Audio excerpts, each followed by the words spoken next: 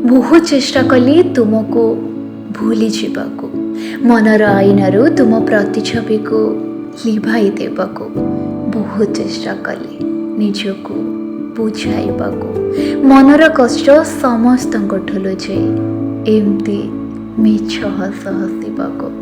किंतु सबुबेले मनरे आसिला आमर से प्रथम देखार दिन, आमर से एकाठी कठाई शेष राति, तुम छाती तले आश्रय नहीं मोर ए छोट शरीर आउ बस ये मन पड़ार सबू नेशारे शेषे निजे निजको एका ही भेटिले जहाँ आउ केबे फेरबनी, ता अपेक्षारे खाली समय परे समय बिताइले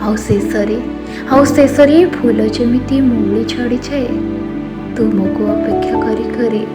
एबे मु भी मौली गली।